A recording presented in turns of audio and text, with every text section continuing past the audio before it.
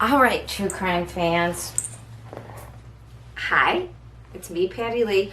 The 6 cases we have today, as we unpack them here, we have a new case that I just heard about today out of California, the Angela Dawn Flores case, and it's not great. It will remind you of some other cases we have. We're going to cover the white and white jailbreak, which we're pairing that obviously with 19 crimes. We're going to go over the new, there's a new aspect to the Petito and Schmidt civil case. Pairing that with a bubbly sangria because it reminds me of Florida and the sweetness of Miss Gabby, who deserves as much justice as possible, in my opinion. My opinion only. Harmony, there's a little Harmony Montgomery update about one of the witnesses in her case, and we're going to do a little baby barefoot, little pink baby barefoot white Zen, because was a sweet baby, and we're going to go over the report from Massachusetts about her case and a witness update. And then we're going to have some bits and pieces catch up. We have a little bit on Barry Morphew and the Naomi Aaron case and the Shabusiness. Is it Shabusiness? It's a little bit of our business. So we'll talk about that case that I haven't covered yet. We're going to pair that with the Menage a Trois because it's 3 little updates. And then we'll have our Barefoot Bubbly because, why bubbly? Because we're going to talk about a celebrity case. Johnny Depp, Amber Heard. Oh, I've got you covered on that one. In fact, I think I spent way too much time on that. So, sit back. If you have this pairing, the first case, our Angela Dawn Flores case, we have a lovely California. It's a Sophia wine, and let's just pour it on. It says Blanc on Blanc. Ooh, and it's a little bit. I have to be careful here with my wine consumption. All right, so let me just tell you, this is crazy. I'm going to take a sip just so we can all get used to what's going to go on here. Mother's Day seems to be a bad day for crimes. So, on this Mother's Day, in Woodland Hills, California, and if you watch Heather McDonald, shout out Heather, on the Juicy Scoop, she talks about Woodland Hills, which is in the Valley. Well, this woman was recently moved to the Valley with her 4 children, 12-year-old daughter, 8-year-old twins, and a 16-year-old son, about 3 or 4 months ago. One of the neighbors who was interviewed by either the LA Times or one of the news sources said it was the nicest house on that block. They seemed like normal people from what they could tell, right? But in 3 months, are you really talking to your neighbors all that much? Especially if, so here's what happened. On Saturday night, Ms. Angela, around midnight, was screaming, my family abused me. And people are like, the next door neighbor was like, okay, what's going on? She's outside in her front yard. She brings candles, lights some like religious candles, and seemingly has a Bible and is doing something. And that's enough for the neighbor to be like, okay, 911. So they call, the paramedics show up because she seems like she's woohoo. And hey, look, everybody's had their share. I didn't mean to make fun of mental health, especially nowadays, and especially last week, a lot of political stuff happened. People could be thrown over the edge, right? So that's fine. And it's good. And neighbors should call, especially if you're outside screaming your family's abusing you. Like, the city doesn't know what's going on. The paramedics come.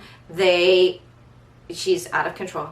They put her on a gurney, and she's like screaming, "Where's my Bible? Where's my Bible? Ow, ow, you heard me." Okay, I'm over dramatizing that, but like that. according to the witnesses. You know, it's out of control. So that's Saturday night. So at this point, it is unclear to me why they don't go inside the house and check to see if there's anybody else or anything. Apparently she gets taken to the hospital. Okay, and again, this is just coming out right now. So I'm trying to get to where, yeah, it says she walked into her next door neighbor's front yard, opened the Bible, and lit candles. I don't know. That's even crazier, right? Not even her own front yard. So we're not sure about that. You know, there's lots of discrepancies. You know the grapevine. One person says one thing, then another person says it, another person says it. So this is as far as I know right now, which I call this as AFOC. As far as we know, I call it AFOC RN. As far as we know right now, this is what's happened. So she was screaming about her Bible. She was taken to the hospital. It says for a mental eval, and it says it's unclear what happened between then. Because, sorry, it's breaking news on the True Crime Grapevine. All right. So now the next thing we know, anyways, is the authorities get a 911 call at 7:40 the next morning, saying that there's been an incident. And I think this was the 16-year-old son who called. And so paramedics get there. And I'm not going to tell you the address, but they have the address of where it was in the valley. And it was a report of assault with a deadly weapon. So they break into the house and find there's 3 children unresponsive. And they think they died Saturday night. So prior to the little freak out ceremony in the front yard with candles and my family's abusing me. So a 12-year-old daughter and 8-year-old twins, all unresponsive. Now the 16-year-old was okay. And I don't know if the 16-year-old, who 16 could drive, was the one who went to go get her from the mental eval and brought her back home. This is all unclear, but, or if she was still in, maybe she was still in the mental evaluation, and then the 16-year-old son called. They come there. They find the children, the other 3 children, unresponsive and deceased. And we don't know yet why. We don't have any, this is all just happening. So this was Sunday morning, Mother's Day, at 8 o'clock in the morning. They come and find these children. And it says where I don't think it matters that the children went, what school they attended, the boys. So Flores and her son, it said they sought refuge at 2 different neighborhood homes before the police arrived Sunday. So I don't know if they were so that makes it sound like the mom is back at home, sought refuge. Were they saying somebody was in the house? Were they trying to make a claim that somebody else hurt these children? So we don't know the cause of death yet. The 16-year-old he went to another neighbor's house who said that his siblings were unresponsive, and that's who called 911. So again, this is very convoluted. These people are running around. So the LA Times said the mother admitted to killing her children. And she said she had help from the 16-year-old.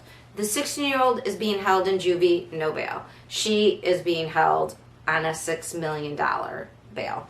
But come on, she's not going to have.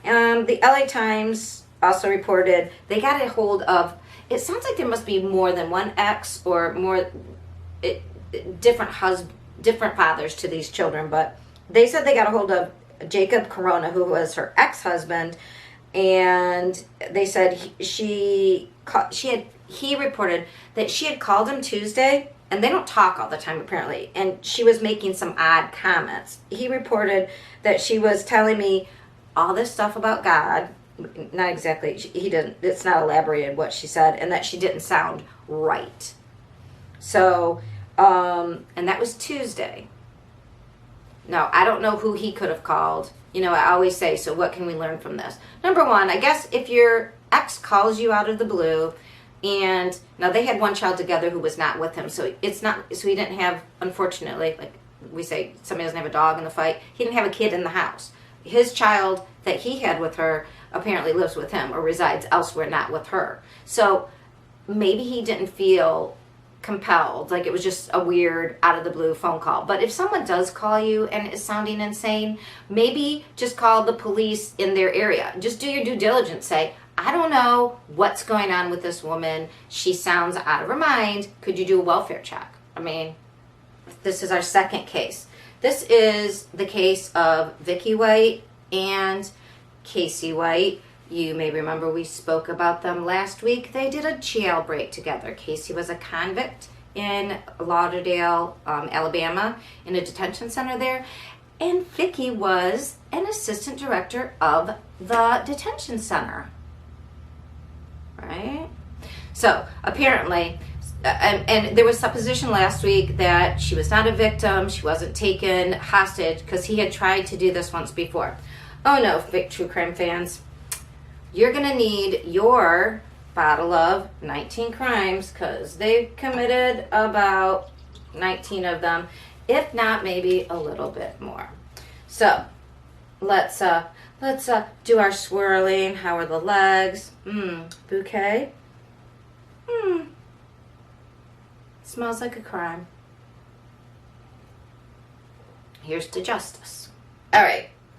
So between last week, when this had just happened, and this week, here's what's gone down. So they were gone for 10 days almost. So when I talked to you, they had just disappeared. Like it was like the fourth day of them being on the lam together.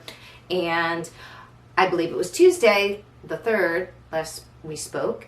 And we had just heard, like that minute before I recorded, that they had a Ford Edge, and it was like an orange one. And we thought that was strange, because why would you pick an orange car if you were going on the lam?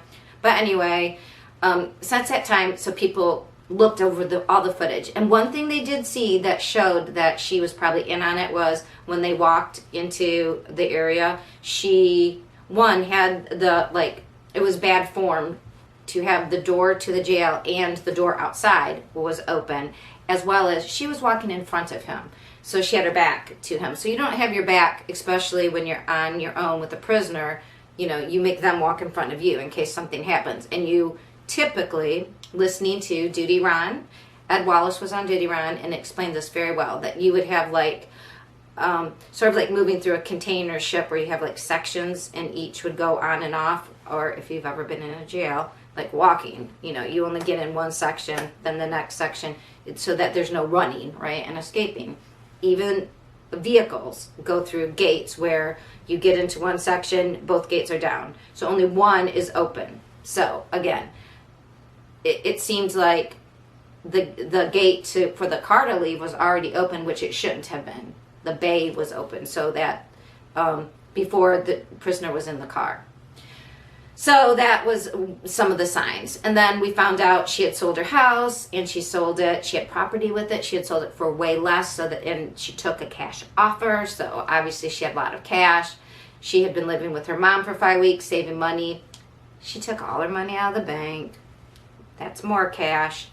And then as the days ticked by, we found out she had procured false documentation for who she had, and she used a false name and ID to buy a car. That was the Ford Edge that they found abandoned by the side of the road, about 2 miles north. And they're like, some people are like, well, was that a bright orange car and they just left it? Were people trying to throw them off, right? Like maybe they went exactly the opposite, because maybe they're going to the coast, to Florida or Mexico. Okay, so, and then further on in the week, more recently, like around Friday or Saturday, they're like, she was spotted, still like in Tennessee, in an adult book. Look at me, I'm trying to wink and hurting my eyes. Dyslexia, right? In an adult bookstore. But they wouldn't say what she bought. So, and Duty Ron had a very good idea that perhaps they knew at the time, obviously. They had lots of wigs when they found them. Yes, they were found. So I'll get to the big finish. They found them. They found them because so just north of Tennessee, as you go into Indiana, right over the Ohio River, like those states sort of like go together there. And he had taken a truck into was getting it washed in a car wash, and he was caught on surveillance, and the car wash person was watching surveillance and just noticed he was acting squirrely. This really tall guy, so it's national news, but he was in this truck, but the trucks had Tennessee plates and they were in Indiana, so that made him think uh-oh, and he tipped off the police, but the police also said somehow that they were also looking, everybody, the marshals, everybody's looking for these people, right? So they did see that truck at I believe they followed the truck to a motel, and then the jig was kind of up. They knew where they were. They were waiting. They saw Vicky come out in a wig and get into, they had a third car. They had a Cadillac, and I think what it was somehow that truck that he washed on the video that this guy James saw, I think it was left abandoned. Again, they kept switching cars, right? And that car had some, like a key, he could see inside of it. I don't know, something about the guy was aware there was guns in there. Somehow this all goes to a Motel 6 in Evansville, in Indiana. They see them, they watch them, they surveil them, they come out, they get in the car, and then they're going to pull them over. There's a car chase on a highway into an industrial park, onto a grassy area, like a field area. They then did one of those maneuvers to stop them, and what the person driving couldn't see, and it's been reported it was Vicky, but then now they say it was Casey. Duty Ron says no, they're reporting that was a mistake, that actually she was driving because he was doing drugs. I don't know if that is true. That is a grapevine little squeezy rumor. Just a squirt. We don't know. But what we do know is that they stopped the car right there. 3 of their cruisers rammed into this and into the vehicle they were driving, which was a Cadillac. It was another car Vicky had bought with another alias. Went into a ditch and they hit it, so it didn't look like the driver knew there was a ditch there, so because they hit it, basically we're going right towards it, and then the cops did that little maneuver, and so it flipped. It didn't just stop them, it flipped them. Apparently right at the end of the chase, there's a 911 call from Vicky saying, I have a gun up to my head and I have my finger on the trigger and I'm going to pull it. Okay. Maybe she wanted the cops to back off. That's not it. Again, this just happened Monday. So they had the news conference today. Oh, big crash. They get out, the 6'11" Casey, the convict. First thing he says to him is, she shot herself. I didn't do it. Help my wife. Okay, we don't think they're married. Maybe they got married. Maybe that deserves another drink, right? To the happy couple. Not so happy to Vicky and her memory. Vicky did die. That's right, people.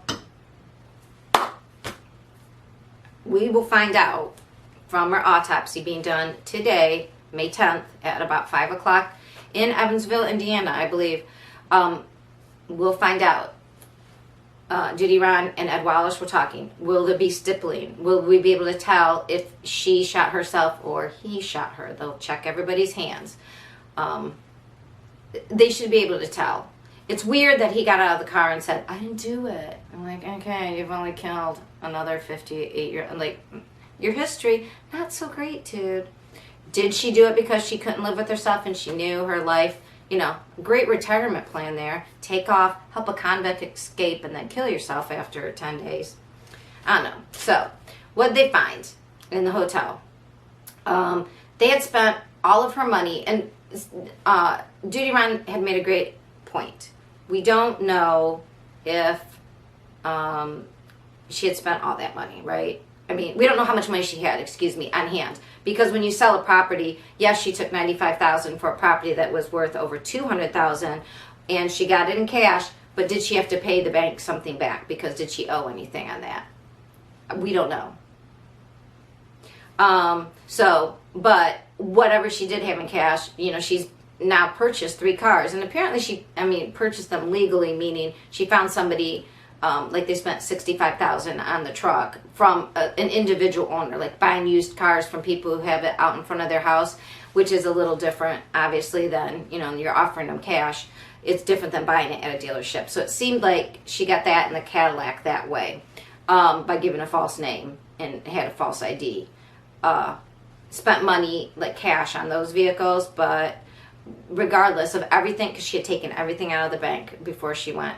And whatever she had left from her house, only had $29,000 left out of all her money. And they had reservations. Apparently Casey made the reservations to be there in that hotel room for 2 weeks. So 14 days. So it seems like they didn't really have a great plan. They were only about 270 miles away from where this all started. I don't know. Not good planning. The cops who pulled him over, I don't know, it was very interesting. I don't want to get into it, but the person actually speaking at the press conference made some, I feel, inappropriate political comments about, like, I don't even want to talk about it. Let's just say they got the guy. And Vicky paid the ultimate price for, I don't know if she fell in love with the guy. Isn't it weird? It's all very sad. All right, so we will hear more about, did Vicky really do it to herself, or did he do it? They'll have ballistics. Oh, and in the car was also the money, the cash. They did find a bunch of guns and weapons in the car, as well as the money. They were making a run for it, and I believe Casey said they were going to have a huge shootout with the law enforcement. So it is very good that, it's not good that she, had everything end. I don't think that's great when people die. I really don't. Johnny Depp, it's our celebrity case. I might start doing a celebrity, like the Tuesday would be like True Crime Grapevine, and maybe a celebrity version later on in the week. Let me know what you think. Put comments down below if you're on YouTube. That would be great. Hey, give it a thumbs up. Like, subscribe, hit the notification bell. It's all free. That would really help this channel grow. I think that's what I'm supposed to say, right? But really, if you're interested in true crime and you don't have all the time in the world to watch, and you like to drink wine and would like, woo! And you would like some, especially some of his, I'm not really a wine connoisseur. Maybe I'll become one. But I'm drinking reds, I'm drinking whites, I'm drinking seltzers, I'm drinking whatever. Please, if you have a wine that you would like me to try and pair with one of my cases, put it in the comments below. I would love some suggestions, especially if you have good descriptors with it. All right, so with the Johnny Depp case, it's celebrity. We have Barefoot Bubbly. It is a Moscato Spumante because it is sweet and bubbly like Johnny Depp. I am of the age to love Johnny Depp. Although I didn't watch 21 Jump Street at all. Was he in the, what do you call it? Pony Boy, Soda Pop. Was he in that? I think he might have been. Anyways, really what I know him from is like Edward Scissorhands. Oh my goodness. That's hard to say, being dyslexic, isn't it? Edward Scissorhands. And of course, all of those movies. I loved him in, was it Sleepy Hollow? Which was creepy, but it was, I loved everything about that movie. Like, just, it was drama. Okay, and speaking of drama, our boy Johnny. Now, like everybody, he's fallen in love. Actually, he's had a great sort of love life. Winona Ryder, and I didn't know this, Jennifer Grey, Kate Moss. Okay, so we're probably into his drug phase. And people did drugs a lot in the 80s and 90s. I am a square. I barely drink wine. But here's to you. Party on, those who do. I mean, I guess legally, right? Okay, so Johnny Depp has a fabulous love life. Oh, but he was, I mean, his love life and anybody's, if you want to look for people like who are, even if they have like, everybody has some issue in how they deal with stress, right? And some of us don't do well. People develop eating disorders, or they sleep around too much, or they shop too much, or they have affairs with people because they can't get enough attention, or like there's a normal spectrum of what people act like, even inappropriate actions, even maladaptive behavior that people have, like, oh, I drank too much wine, or like people who get hooked on pills, or I mean, and even if it's not like a problem, but anyway, I'm getting off track here. You look at people's stability. That's one big key. If someone's like cuckoo for coconuts, and not to, I mean, I'm not making fun of mental illness. I'm not talking about like normal, like someone who's severely disabled will have a problem with relationships. Now, Johnny Depp was, not only did he have long-term girlfriends and such, he was married, I believe, for 14 years. That's, I mean, you don't have to be a perfect person, but if you can make something work for 14 years, and if, like, people always make fun of Taylor Swift, shout out Taylor, who I love. And by the way, she's 30. I hope she dated a bunch of people in a row. Being a serial monogamous, also my boy, John Mayer. Shout out, John. Look, that is normal behavior. I don't know about you, but if you don't get married right out of high school, yeah, serial relationships. You're trying on people for size. But that is normal. And Johnny Depp, well, he got married 14 years. Nice, like, bunch of girlfriends, marriage, okay, 14 years. A lot of people have, you know, things get stale, whatever. I don't know exactly what happens, and I don't care. It's not my business. And then he dates again and ends up dating Amber Heard. Okay, Amber Heard, on the other hand, let's just take it back.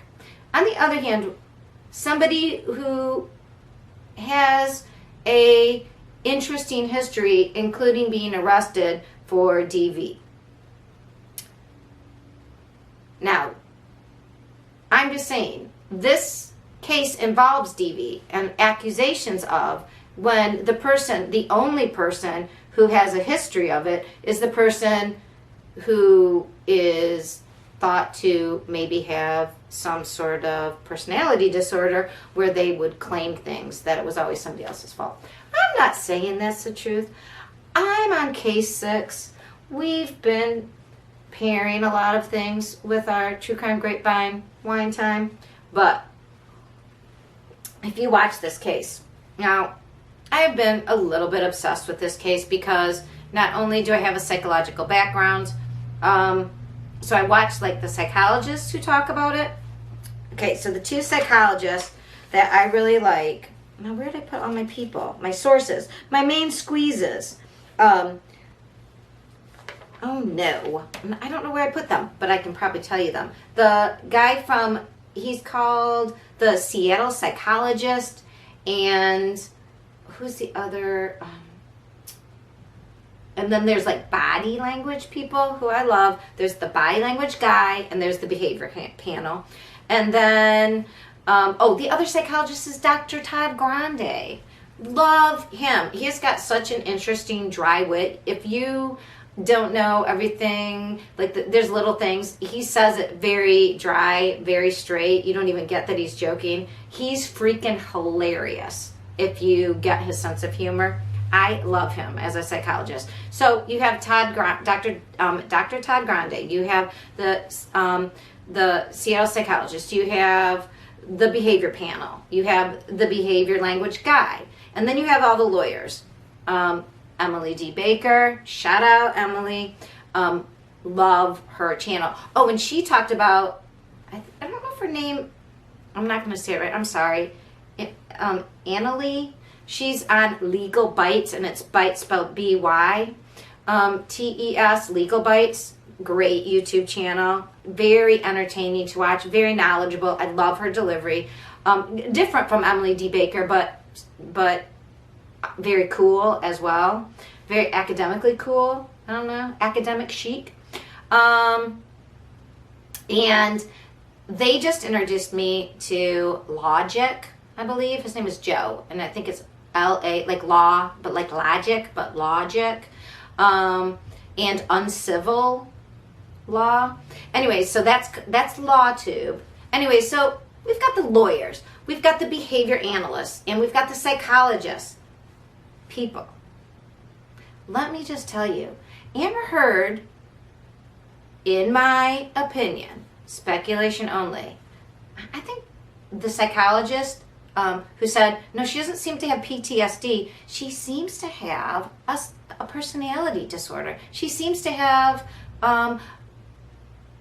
so they call it borderline personality, histrionic. Dr. Grande calls it vulnerable narcissism. I like the term vulnerable narcissism because it more succinctly captures the problem. Like, it's narcissistic, like it's all about them. They only see it from their own point of view, but they're vulnerable. They are a victim. Like, I don't know. That captures what I see going on. So if you haven't been following the case, Amber Heard wrote an article. She was married to Johnny Depp. Apparently, and I believe this, Johnny Depp said, like, they had a very tumultuous relationship. They only were married 2 years, I think. And maybe they were only married 18 months. That was it. But they dated a little bit longer. And there's a pattern here, because in the beginning, apparently, she acts like she was playing really hard to get. Like, oh, he was coming on to me, and I was polite, but I didn't think it was appropriate. Whatever, Amber. No offense. Sister.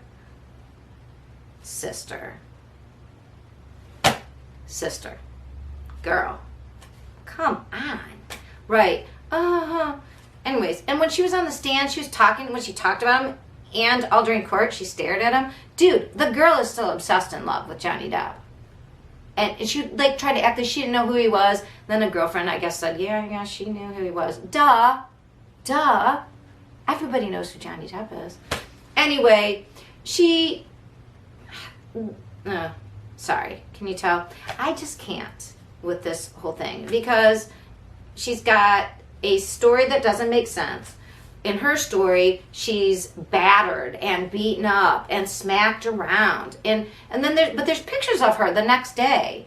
And dude, as many people pointed out, and on Twitter, many people put their own pictures up. Like, this was the day after I got hit, like 3 times by my, like, you can't, a little Amica queen cannot cover up, like, big, huge goose eggs and a bust lip. I mean, that's not what it looks more like. Oh, little filler, little Botox shots here, you know. It's not all over yet, and we don't know. All I can tell you is that I watched a lot of Johnny Depp's, not just the commentary, but I watched him say his piece when he was on the stand. And then I watched Amber Heard. And let me just tell you, oh, and also she dresses like him, which the one psychologist said, like, people with this borderline personality will do, like, in a mocking, weird way. They do things to get your attention and sort of like message to you. I don't know. I may not be saying that just right. Again, I studied typical development. I can tell you anything about typical development. I did not study abnormal. I only notice it in that it's outside of typical. But any human can notice, I call it being like a replicant face. When someone's face does this, like, weird, like, they're, I'm so upset, but there's no tears. And then when they're interrupted for a second, they shut down, and there's this one weird picture. And you can get many weird pictures when people are being snapped at constantly. But for a second, she's looking, and she looks like it looks like evil personified, and I'm not saying she is. Amber, I'm sure you're not. And they said her childhood was horrible. Now, the thing is, though, she said Johnny Depp was horrible, and nobody else agrees with that. So we don't know how her childhood was. I don't know. And there's these weird text messages floating around that Johnny Depp, like after he asked for a divorce, and then all of a sudden she's like, yeah, I need a restraining order against him. I'm scared. He hurt me. Dude, she like trailed after him to Australia. Kept going after him. There's fights. She was constantly recording him against his will. Trying to get him, working him up. Manipulative. Underhanded. Psychotic. Okay, it's not really psychotic, because psychotic, I think, means that you don't know what you're doing. And I think she knew exactly what she was doing. And I do believe that she has instability and is desperate and has attachment issues and all that. But dude planned it, recorded it, tried that nasty recording trick where you try to, I don't know if anybody's like played a practical joke where they're like, what do you think? I don't know. Why are you acting this way? When they've set up a whole situation to occur and the other person has no idea. And it's illegal in California, but it was only allowed in because I believe they agreed to that beforehand. So anyways, and I just jumped all around. Again, this is bad that I have celebrity cases at the end of my true crime grapevine wine time pairings. But so her claim is that so this is a defamation suit that was started by Johnny Depp because she wrote in 2018, so they've been divorced since 2016. She wrote an op-ed for the Washington Post, which is located in Virginia, which is why that is where this was filed. And in that article, that op-ed, she said that she was SA'd, YouTube friendly for you know what, assaulted, and that she was beaten. And Johnny said, and he had a forensic accountant. I mean, people called him a wife beater. He lost jobs. Disney doesn't like that stuff, right? That's not Disney friendly. But all he did was, allegedly, it appears as if they had a very tumultuous relationship. They both had drug and alcohol problems, so they fought a lot. But he had a pattern of moving away, and because she has an attachment disorder, which I do believe she does, she needed the attention. She couldn't stand it when they were fighting, and he would take himself away from it. So she would say, no, you're not doing that. And there's tapes to show this. This is like evidenced by her own tapings, surreptitious tapings of her running through the house trying to get him to engage, to fight. And he was like, no, we're fighting. This is going to get out of hand. He tries to remove himself, and she goes after him.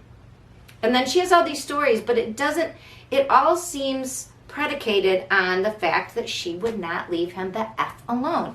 Yes, he took drugs. Yes, he drank too much. In case, I would say this whole tumultuous thing was driving him to use his coping techniques, which happened to be drugs and alcohol. But there was this whole push me, pull you, like, pay attention to me. And if you don't, I'm going to get it negatively by doing something whatever. But Johnny's reaction, due to his own, it seems as if I understand this right, this is my supposition, but that he felt like his own way of dealing with family disruption and fights and dysfunction was to remove himself. So like people can be extroverts or introverts. Some people run at the fighting and they want more of it.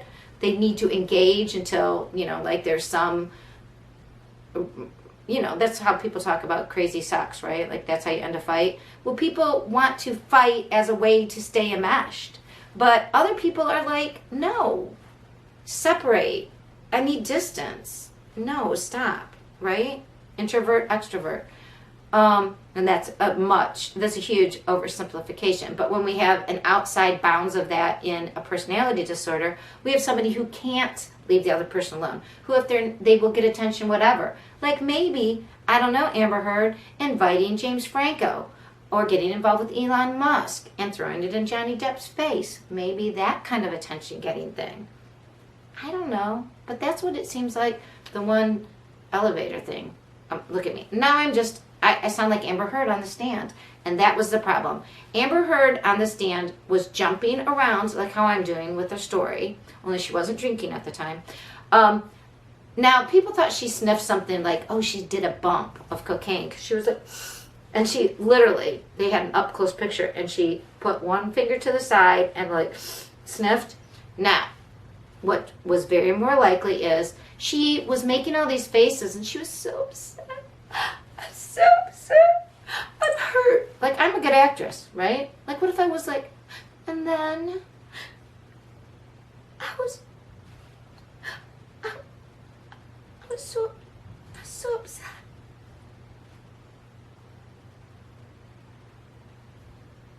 Look to the jury, right?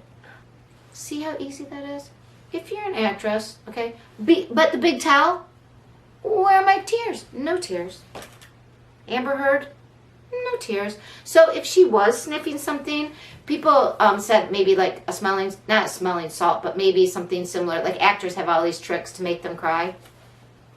Menthol, something. Menthol would be great because if you said like, oh, I had a cold, if you caught it, because it was in her tissue when she was crying. But there were no real tears. And there was a lot of facial, like, but then they would, Johnny Depp's lawyer would object, and for a second her face would like, again, like how I was like making faces. I'm so upset, I can't eat. And then I was so fine. I mean, no. That's how fake it looked. Like how I looked fake. When you're like, I can't, I just... And then for a second it drops. And then you're like, take two, basically. And she's like looking to the jury. Those little looks. No. Amber. That is why you aren't the caliber of actor that Johnny Depp is. Not because somehow there was something about him. Well, I mean, I do think there's something about him that's pretty fabulous. Whatever that certain something that stars have. But no, Amber, you have bad acting. That's bad. Bad.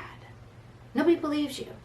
Now, I'm not saying their relationship sounds like he was a prince and she was just this horrific person. I am not saying that. It sounds like they had probably great, crazy, I don't know. It sounds to me like she tried to be somebody's everything and was willing to do anything and then used it to take it back and go forward and then manipulated somebody. But that is a trope that I'm not really comfortable saying.